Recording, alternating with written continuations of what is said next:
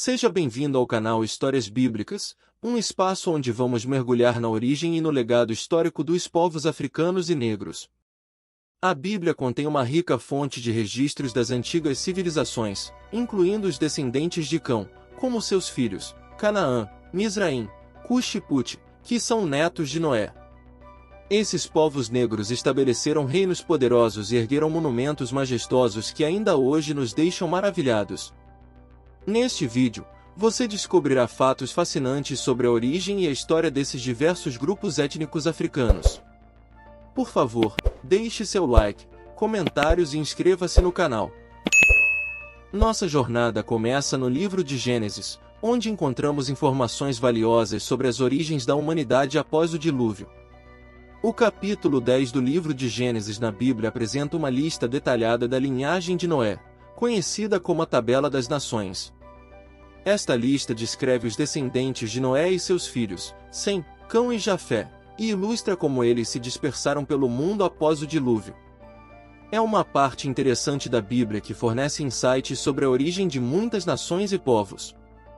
Segundo a Bíblia, após o dilúvio, os únicos sobreviventes foram Noé, sua esposa, seus 3 filhos e suas 3 noras. Portanto, acredita-se que todos os povos atuais descendem desses 3 filhos de Noé. A história de Noé e seus filhos é essencial para compreender a diversidade étnica que se desenvolveu ao longo dos milênios. Hoje, falaremos especificamente sobre Cão e sua descendência. Cão, o segundo filho de Noé, é considerado o ancestral dos povos negros e africanos. A história de Cão tem sido objeto de estudo de muitos pesquisadores e estudiosos, e muitos povos possuem registros sobre a origem e história dos povos africanos. Existem muitas evidências históricas que associam Cão aos povos negros e o consideram o pai da raça negra. O nome Cão tem origem hebraica e acredita-se que significa estar quente, queimado pelo sol ou negro. A Bíblia conta que Cão teve 4 filhos, Cush, Mizraim, Put e Canaã, que foram netos de Noé. Através dele originou-se a descendência africana e negra. Eles se estabeleceram em várias partes do Nordeste da África e do Oriente Médio. De acordo com a Bíblia, os filhos de Cão incluíam Cush, Etiópia, Mizraim, Egito, Put, Líbia, e Canaã, região que inclui a atual Palestina e Israel. Portanto, os camitas se estabeleceram nessas regiões em outras partes do Nordeste da África e do Oriente Médio. A história de Cão começa em Gênesis capítulo 9, entre os versículos 18 a 27. O texto diz que os filhos de Noé que saíram da arca com ele foram Sem, Cão e Jafé, sendo que Cão foi o pai de Canaã. Esses 3 filhos de Noé tiveram descendentes que se espalharam pelo mundo inteiro. Noé era agricultor e foi o primeiro a plantar uvas. Um dia, ele bebeu muito vinho, ficou bêbado e se deitou nu dentro de sua barraca. Cão, o pai de Canaã, viu seu pai nu e saiu para contar aos seus irmãos. Então Sem e Jafé pegaram uma capa, colocaram sobre os ombros, andando de costas, cobriram seu pai nu. Eles fizeram isso olhando para o lado para não verem seu pai nu. Quando Noé acordou da bebedeira, soube do que Cão havia feito. Então ele disse: Maldito seja Canaã! Ele será escravo dos seus irmãos, um escravo miserável. E Noé acrescentou: Bendito seja o Senhor, Deus de Sem, e que Canaã seja seu escravo. Que Deus faça com que Jafé tenha domínio sobre muitas terras e que seus descendentes habitem nos acampamentos de Sem. E que Canaã seja escravo de Jafé. A partir deste texto sobre a maldição de Noé a seu neto Canaã, surgiram muitos comentários e interpretações equivocadas sem embasamento bíblico, com a intenção de justificar uma suposta maldição existente sobre africanos e negros. É fundamental destacar que os negros não foram amaldiçoados, mas sim Canaã, pai dos cananeus que viviam no Oriente Médio. Ele foi quem recebeu a maldição de Noé, não os africanos. É essencial esclarecer que interpretar o texto bíblico como se os africanos tivessem sido amaldiçoados é um erro grave. Canaã teve 2 filhos, Sidom e Et. De Canaã também descendem os jebuseus, amorreus, girgazeus, heveus, arquitas, sineus, arvaditas, zemareus e amateus. O território dos cananeus se estendia desde Sidom até Gerar, perto de Gaza, e para o leste até Sodoma, Gomorra, Admá e Zeboim, perto de Laza. Gênesis 10. Os cananeus, de acordo com os textos bíblicos, praticavam atos detestáveis aos olhos de Deus. Eles exerciam influência por meio de um sistema religioso falso e se envolviam em muitas práticas pecaminosas. Como resultado de seus atos, foram punidos. Não existe absolutamente nada, nenhum texto bíblico em toda a Escritura, que sugira qualquer maldição sobre africanos e negros, muito menos algo que justifique a escravidão. Sempre que esse texto foi apresentado na história a partir dessa suposição sem fundamento bíblico, foi um ato de má-fé a serviço de interesses obscuros. Isso ocorreu para justificar uma série de injustiças, como a escravidão dos africanos de pele negra, ou para justificar a escravidão dos índios no Brasil colonial, ou para criar sistemas legais de segregação racial e social. Deus reafirma seu desejo de abençoar toda a humanidade, todas as famílias, raças e etnias no episódio da vocação de Abraão em Gênesis capítulo 12, versículo 3. Isso fica muito evidente quando entendemos o ministério revolucionário de Jesus Cristo. Outra observação importante é que se uma pessoa afirma amar a Deus, mas odeia seu irmão, ela está mentindo. Isso porque é impossível amar a Deus, que não podemos ver, se não amamos nosso irmão, que podemos ver. Essa afirmação é encontrada na primeira epístola de João capítulo 4, versículo 20. Os descendentes de Cão foram notavelmente poderosos no início da história do mundo antigo. Eles tiveram forte interação com os hebreus, seja como amigos ou inimigos, como por exemplo a história de Moisés, que foi criado como um príncipe egípcio. Moisés, um personagem bíblico de grande importância, teve diversas interações com os descendentes de Cão durante sua vida. Ele foi criado como um príncipe no Egito, que é uma das nações descendentes de Cão através de seu filho Misraim. Além disso, Moisés liderou os israelitas em sua jornada para deixar o Egito e entrar na terra prometida de Canaã, que também era habitada pelos descendentes de Cão através de seu filho Canaã. Agora vamos falar sobre Misraim. Misraim foi o segundo filho de Cão e neto de Noé. Ele se estabeleceu no Alto Egito e Baixo Egito. O nome Misraim tem origem hebraica e se refere à região do Egito que fica entre o deserto do Sinai e o rio Nilo. Ele é considerado o ancestral dos egípcios. Seu nome tem grande relevância nos textos bíblicos.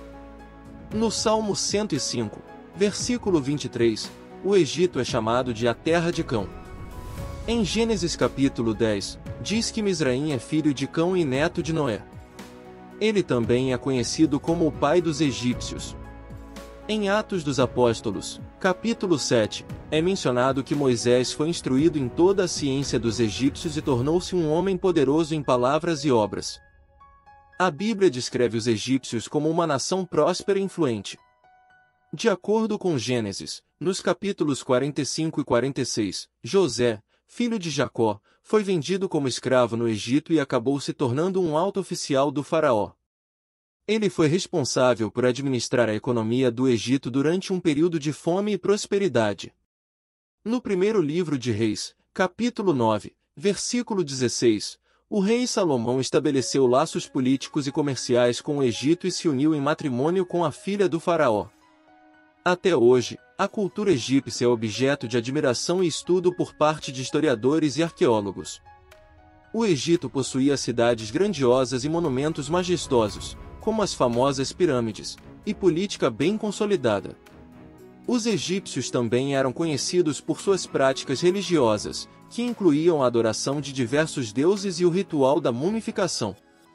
No livro de Gênesis, Misraim é descrito como ancestral dos luditas, anamitas, naftuítas, leabitas, patruzitas e casluítas, dos quais os filisteus descendem, e também dos caftoritas. O Egito também foi conhecido como a terra dos coptas. O copta é uma língua que prosperou por volta do século III, no Antigo Egito.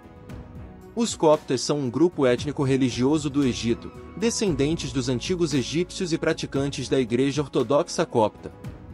Eles têm uma relação estreita com a história e a cultura do Egito, incluindo a escrita. A escrita copta é uma adaptação do alfabeto grego com algumas letras adicionais do demótico, uma forma de escrita egípcia antiga. Ela foi usada pelos cristãos egípcios para escrever a língua copta, que é a última fase da língua egípcia antiga. A escrita copta foi importante para preservar muitos textos religiosos e literários em copta, incluindo muitos manuscritos bíblicos. Até hoje, igrejas coptas antigas ainda existem no Egito. Continuando, vamos falar sobre Cu, o filho mais velho de Cão e neto de Noé. A palavra Cu tem origem hebraica e provavelmente significa negro. Cu se estabeleceu no nordeste da África. Seu nome parece ter relação com o continente africano, mais precisamente as regiões da Etiópia e Núbia dos tempos bíblicos. Atualmente, países como Eritreia, Sudão, Somália e Djibouti também apresentam características que definem a ancestralidade desse povo comumente chamado de Cuxita. O nome Cu significa literalmente negro. Ele e seu irmão Put foram ancestrais dos povos africanos negros. Seus descendentes habitavam o lugar que a Bíblia chama de Terra de Cu, conforme descrito em Gênesis capítulo 2. Os gregos antigos se referiam aos habitantes do reino de Cu como etíopes, que significa faces queimadas ou faces negras. Mais tarde, o termo Cuxi passou a ser usado especificamente para se referir à Etiópia. O lendário reino de Cu, também conhecido como Antiga Núbia, foi um importante estado africano da antiguidade que existiu aproximadamente entre 2000 a.C. e 350 d.C. Ele teve início nos planaltos da Núbia, atual Sudão, e sua capital era a cidade de Napata. Os cuxitas possuíam uma religião politeísta, na qual seus deuses eram antropomórficos, ou seja, seres que misturavam características humanas e animais. A esfinge de Gizé é um exemplo de antropomorfismo. Eles também acreditavam na vida após a morte e enterravam seus mortos, principalmente reis e sacerdotes, em tumbas piramidais. É interessante notar que o Sudão é o país com o maior número de pirâmides cuxitas, construídas e preservadas, com aproximadamente 255 monumentos, superando o Egito, que possui 138. Devido às relações entre egípcios e cuxitas, os dois povos compartilhavam muitas crenças e cerimônias.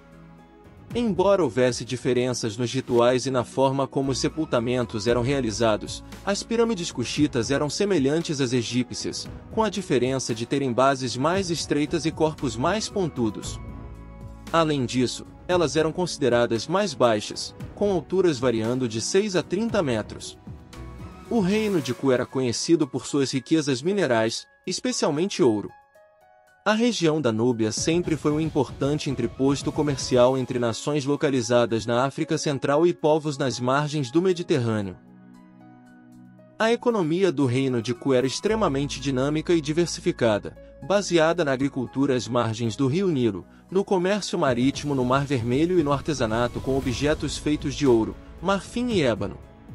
A metalurgia foi uma importante fonte de comércio para os cuxitas na antiguidade. Na região da Núbia, altos fornos produziam em larga escala, aproveitando as reservas de ferro e o fácil acesso a combustíveis. O ouro também desempenhava um papel importante nas relações comerciais dos cuxitas com romanos e egípcios. Durante a dinastia dos faraós cuxitas, Napata serviu como a capital deste reino. Foi um período em que a pecuária prosperou significativamente, com os cuxitas possuindo grandes rebanhos de bodes, cabras, cavalos e maures. Os cuxitas possuíam um sistema de irrigação chamado Shaduf. O Shaduf é uma ferramenta de irrigação muito eficaz. Eles usavam para transportar a água de uma fonte para a terra ou para outro canal ou bacia. É uma máquina simples que funciona como uma alavanca, levantando água de um rio, canal ou reservatório para dentro de um poço. Essa água servia para irrigação, uso doméstico e animal. Essa estrutura de madeira existe desde 3000 a.C. O reino de Cu tinha várias cidades importantes além de Napata e Meroe, incluindo Pnubis, Nagã, Dongola, Farais, Argos, Cava e Soba. O sistema político em Cu era mais democrático e moderno do que o de seus vizinhos. Enquanto os reinos vizinhos tinham dinastias nas quais os filhos dos faraós sucediam seus pais por direito divino, em Cu, Os reis geralmente eram eleitos por meio de votos de líderes políticos, militares e religiosos. As Candaces eram rainhas poderosas do reino de Cu, também conhecido como Núbia ou Etiópia, que governavam de forma independente, sem interferência de nobres masculinos. A palavra Candace é uma versão latinizada do título Kandake, que significa rainha-mãe ou rainha da Etiópia. Essas rainhas eram conhecidas por sua força, sabedoria e liderança, e muitas vezes lideravam seus exércitos em batalha. Elas governaram o reino de Cu durante um período de grande prosperidade e poder, e deixaram um legado duradouro na história da África. No livro de Atos dos Apóstolos, no capítulo 8, na passagem conhecida como Filipe e o Eunuco, uma Candace é mencionada. Um anjo do Senhor disse a Filipe: vá para o sul, para a estrada deserta que desce de Jerusalém a Gaza. Ele partiu e encontrou um eunuco etíope, um importante oficial negro encarregado dos tesouros de Candace, rainha dos etíopes. Esse homem havia ido a Jerusalém para adorar a Deus. Ao voltar para casa, lia o livro do profeta Isaías em sua carruagem. O oficial etíope foi profundamente tocado pelo Evangelho de Jesus Cristo. Ele estava lendo o livro do profeta Isaías em sua carruagem quando foi abordado por Filipe, que explicou as Escrituras e compartilhou com ele a boa nova de Jesus Cristo. Esse encontro transformador levou o oficial etíope a aceitar a fé cristã e ser batizado. Isso destaca o poder transformador do Evangelho de Jesus Cristo. Até hoje, muitas populações da África Oriental e Central têm laços históricos com o antigo reino de Cu e a herança cultural cuxita ainda pode ser encontrada em suas tradições, línguas e rituais. No livro de Gênesis 10, o texto bíblico menciona os descendentes de Cuxi, incluindo Sebá, Avilá, Sabitá, Ramá e Sabiteca como filhos de Cuxi e Sabá e Dedã como filhos de Ramá. Cuxi também foi pai de Nimrod, que é descrito como o primeiro grande conquistador do mundo. Com a ajuda de Deus, ele se tornou um caçador famoso e é por isso que se diz, seja como Nimrod, que com a ajuda do Senhor foi um grande caçador.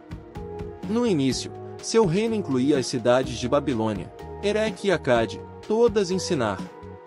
Depois, Nimrod foi para a Síria e construiu as cidades de Nínive, Reobote e Ir, Calá e Rezem, que fica entre Nínive e a grande cidade de Calá. É interessante notar que Nimrod é frequentemente associado à construção da Torre de Babel na Bíblia. Nimrod foi um personagem bíblico, filho de Cuxi, neto de Cão e bisneto de Noé. Ele é descrito como o primeiro guerreiro poderoso na Terra, que estabeleceu um império na Mesopotâmia. Ele foi o fundador de 4 cidades na terra de Sinar, Babel, Ereque, Acade e Calné, que posteriormente se tornaram parte da Babilônia.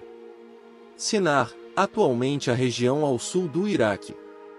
Ele também é associado à construção da Torre de Babel, um projeto que desafiou a autoridade divina e provocou a confusão das línguas. Ele é considerado um herói da caça e da guerra, mas também um tirano e um rebelde contra os princípios de Deus. Ele tem sido objeto de diversas interpretações e lendas ao longo da história, tanto no judaísmo, no cristianismo, no islamismo e em outras tradições. Put é o último filho de Cão mencionado na Bíblia. Seu nome significa um arco e parece que ele tinha alguma conexão com a antiga Líbia, localizada no norte da África. Em 3 passagens da Bíblia, Put é associado aos líbios, tanto na versão grega da Septuaginta quanto na Vulgata Latina. Embora Put seja mencionado em outros lugares na Bíblia, seus descendentes não são especificamente nomeados. No entanto, é sabido que seus descendentes apoiaram militarmente o Egito, atuaram como mercenários nos exércitos de Tiro e contribuíram para o poder desta cidade. O profeta Ezequiel também profetizou que Put estaria envolvido nas forças de Gog e Magog durante uma batalha apocalíptica. Flávio Joséfo diz que Put é o ancestral dos líbios, enquanto Isaac Newton, em seus estudos sobre a mitologia grega e a Bíblia, associa Put a Anteu, um gigante filho de Poseidon e Gaia. Segundo a lenda, Anteu forçava as pessoas que atravessavam o deserto da Líbia a lutar com ele, e esses confrontos quase sempre terminavam com a morte do oponente. Outra associação feita é com Atlas, um dos titãs condenados por Zeus a segurar o céu para sempre, embora ele tenha sido mais comumente ligado à Cordilheira do Atlas no noroeste da África. A formação dos países na região do norte da África aconteceu ao longo de muitos anos e foi influenciada por migrações, invasões, colonização e desenvolvimento cultural. No entanto, as populações descendentes de Cão são os habitantes dos países modernos da região, que incluem Argélia, Egito, Líbia, Marrocos, Mauritânia, Sudão, Tunísia e Saara Ocidental. A África é um continente imenso, lar de uma grande variedade de grupos étnicos com culturas e tradições únicas. Estudiosos e pesquisadores têm contribuído para nossa compreensão das origens dos povos negros e africanos, revelando conexões históricas e movimentos migratórios que moldaram a África como a conhecemos hoje. Explorar a história da África é extremamente importante por várias razões. A África é um continente rico em história e cultura, e estudar sua história nos permite ter uma nova perspectiva sobre a história da humanidade e ver o mundo de uma maneira diferente. Além disso, estudar a história da África também nos permite aprender com o passado e construir um futuro melhor para todos. Lembre-se sempre de buscar conhecimento profundo na Palavra de Deus, pois ela é uma fonte inesgotável de sabedoria. Nela está disponível o poder de Deus para a salvação de todo aquele que crê. Obrigado por assistir ao vídeo.